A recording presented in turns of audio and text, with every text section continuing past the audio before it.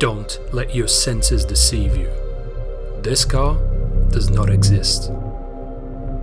Well, not yet anyway. Meet Kaiser Salim, aka the Kaiser. Concept artist, automotive designer, car lover, and holy f***, is that an F40 based on the 250 GT bread van? What? Kaiser, it's kind of amazing what he's able to do. You know, it is art in its truest form. He's actually achieving like more than real, in my opinion. Like his latest renders are, I don't even understand how he can do it. I try every day and I can't really touch his heels. Yo, hey dude. Hey man. Obviously I want to know everything you're willing to share about this MOBY X project you've got with Bisimoto, but I think maybe we'll leave that to the end. I think our viewers are owed a bit of a origin story. Yes, I mean, I've always had an interest in art and in vehicles. You know, from a very young age, I was always drawing something or, you know, just sketching. When I was at secondary school, you'd look online and you'd see a cool piece of artwork and you're like, how did they make that? You know, like how I didn't even realize that kind of stuff was possible. And that's kind of when I discovered Photoshop. I started doing some very, very basic things like changing the color of cars and lowering them to the ground and switching wheels out from other cars, you know, just mix and match. That's kind of when I first realized, you know, that this is something I really, really enjoy doing. I would start looking at characters and trying to create these worlds that was swirling around inside my mind. I, you know, set myself tasks of creating environments and vehicles, and this was then kind of the next phase, moving on from just, you know, lowering cars and changing the color of them to something a bit more advanced. Kaiser's ambitious vehicle designs got him his first paid gig creating liveries for the Top Gear live show. But it was these futuristic sci-fi worlds he'd imagined them into that piqued the interest of one of the biggest names in the game.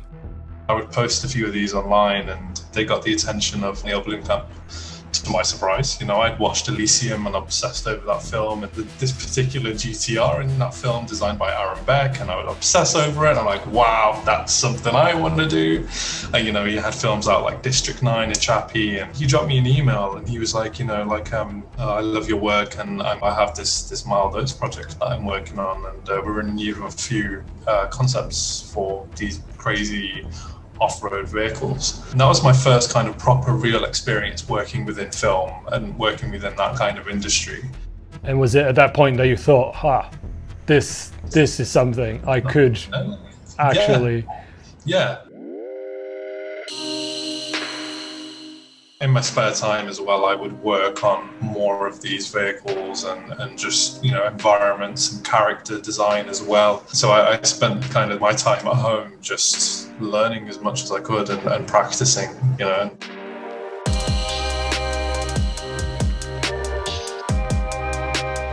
2D is great, but I feel like I've hit my limit. I was spending 6 to 7 hours on one image of a car only for it to be shown in one angle. You know, I'm like mixing 3D together with 2D and painting. It just opened up a whole new avenue for me in my work. I was actually working in construction, but I had an online portfolio. He sent me the model and I rendered it from his model. That gave me a little insight on how he modeled things. What I really like about him as an artist is he's not afraid of being different, and yet he can do it without sacrificing being realistic, which is very hard to find these days. Normally you see hyper-realism, but then he doesn't have many mods, at least not exaggerated ones. And he can pick a little bit from two worlds and do it on one render, which is exaggerated, have his own personality, but still keep it realistic, which it's impressive. At the time, Kaiser's 3D work not only got him deserved recognition from his peers, but it was also a huge boost to his profile. In fact, you may think you're only just discovering the guy, but I'm willing to bet you're actually already familiar with some of his work. One day I went into work and I remember looking through my emails, there's one from EA Games here. And I'm like, it was in my spam folder, so I was like, this could very well not be a legitimate email, and I very nearly just binned it off and didn't bother reading it. But thankfully, I didn't do that. Although the job surprised me a little because, you know, I went into this thinking, oh yeah, you know, like they're getting me to design cars, and I'll do all these body kits, and I'll do all these vehicle designs, and they're like, yeah, we're gonna get you to do environment art. I'm like, have you seen my portfolio? Doing environments and focusing on that aspect, something I don't normally do, enabled me to work on bettering other skills and my perspective and everything, and bringing it all together instead of just focusing on cars. That was like my first year at EA, and I ended up working at EA for 4 years. Towards my final year working at EA, I was working on Need for Speed Heat. It was a really nice period, I think, because I felt like EA had finally taken notice of everything that I was doing up until that point. So they gave me the opportunity to design the hero car of the game, which was a Polestar 1. I looked at it and I was like, this doesn't strike me as a Need for Speed car. I'm like, yeah, we know that's what we want you to do. They're like, you know, what would this car look like as a Need for Speed car? So I just tried to create the most craziest, outlandish, extreme thing that I could.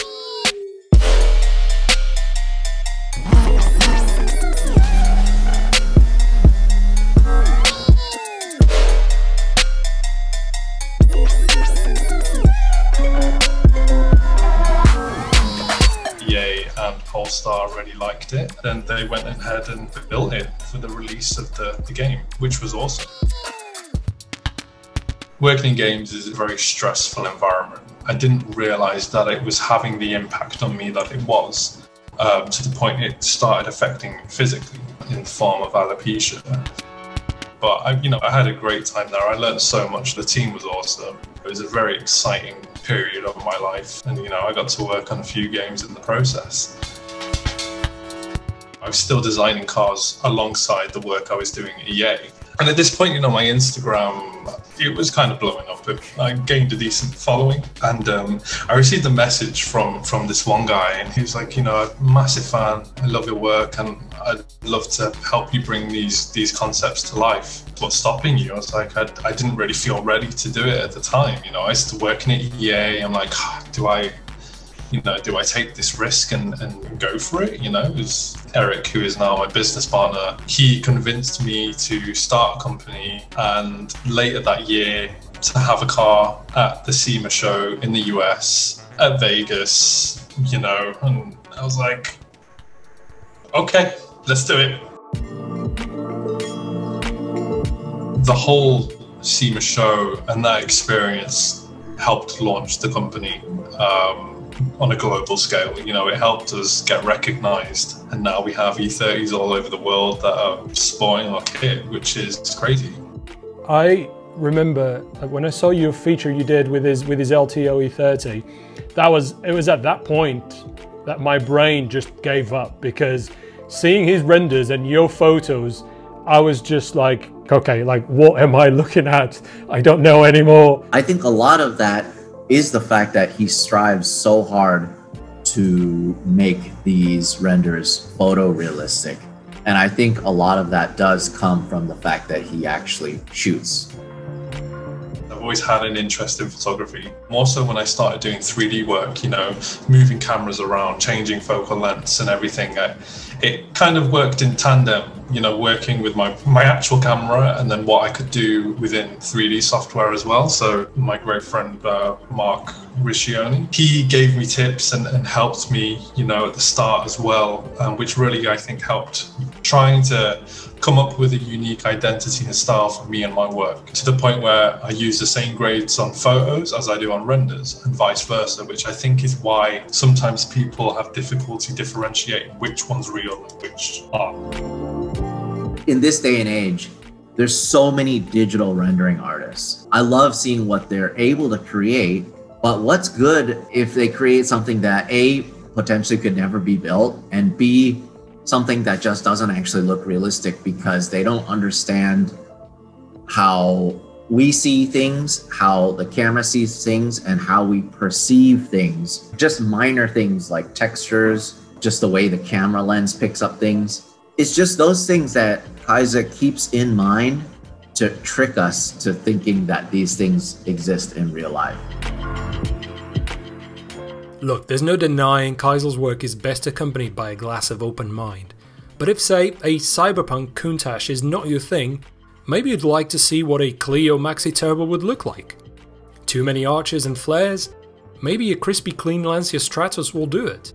The tapestry of influences in his work is so vast and pulls from so many corners of the automotive and motorsport spectrum that no matter what your go-to prejudice is, you won't have to scroll down too far until you find something that will truly please your eyes.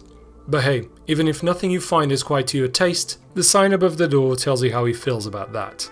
People are like, why live to offend? Like, it's more a personal kind of name. Like, it was something I used to use on my old 2D concepts, and when I started doing 3D, you know, a lot of people thought the work I was doing was real, and they would just send pure hate, and it was chaotic, and I was like, yeah, live to offend. LTO, you know, it's quite nice, short, simple. I do notice every so often, you know, going through the comments, people are like, oh, you know, if it wasn't so slammed or if it didn't have so much camera, it would be a perfect homage to the original.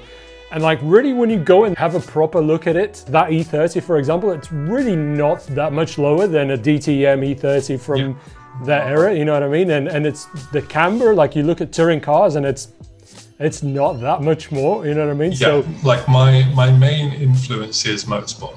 Throughout my work, I've always wanted to see race cars on the road. You know, I didn't like the idea of these cars being stuck in museums, not being used, you know, and it was a concept that I'd really like to play on, you know, like what if this car was street legal, or what if these kind of modifications were on street cars that we're so used to seeing? They really push things to the limit of those cars.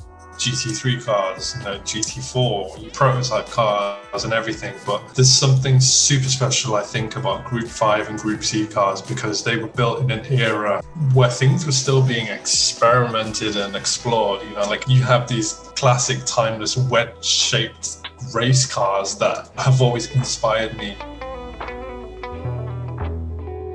this new project that you've got, MOBY X, you are building it with Busy from Bisimoto. I mean, legend in his own right. He's got some experience with 935s. Just a little bit. Just a little bit. Can you tell me a bit more about it? Yeah. What can you unveil? First and foremost, I've always been a huge fan of Bissy. He was a total legend. We'd always message. Once I did a render of a 935 slabbed, just sat up on the side of the road. And it was like, one day, I want to build this. I was like, okay. And I was also I'm good friends with Rod Chong. He's the one who kind of got me involved in this project. It was like, hey, we're thinking of working on something that we think you'll really like and you'll be kind of perfect to work with. We want you to come on board and design it, add some of your signature favorite things to it. I was like, you want me to do that? And they're like, yeah. And that was it. I started doing research, looking at images of 935Ls that raced online, because I was familiar with the Moby Dick and different variants of the 935. So kind of did research, and then I got images of kind of photo scan, data of the actual parts and everything. And I set about modeling it from scratch, because there wasn't a model available anywhere. So I was like, okay, started working on this Porsche, adding parts to it. I tried to add in some sci-fi elements there. So that's what I most enjoy. Like, I wanted this to be a crazy version of a race car, but done in the near future. Not so out there that you can't imagine what kind of environment it lives in, but still, even now, I still can't believe that that thing is getting made. And he sends me photo updates of it, and I just lose my mind every time again. This may upset people, but it will be electric. Live to offend, right? Live to offend, yeah. Live to offend. Yeah, it's an awesome project, and I'm so excited to see it kind of come to fruition. Like, the 935 is one of the ultimate race cars for me, so getting to work on one is an all-time dream project. This year, and hopefully for next year in particular, we're currently working on a BMW E36 body kit based off a render I did a while ago, futuristic. It's still building off the stock body lines of the E36, and we're also building my own Porsche 997 body kit, Again, I'm obsessed with slant noses, so it's going to be my own variant of slant nose design on, I think, what is currently an affordable base Porsche. We've just launched our LTO rear louver for the FD. Yeah, we have some fun projects lined up, and I think for SEMA this year as well. There's one project I'm very, very excited for people to see, but I can't say anything about now.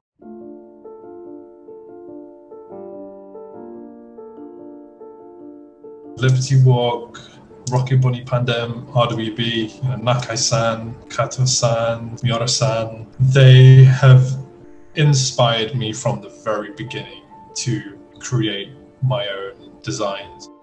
To have people like that who are so iconic in this industry and have changed this industry, like I want to be like them. You know, they're not building it for likes, or, you know, they're building these cars because they want to build them. And I think that's the level I'd really like to get to. Just make cool, fun stuff that inspires other people to do exactly the same thing. And that's why I do the work that I do as well, to help inspire. I mean, I know my company's Live to Offend, but Live to Inspire also.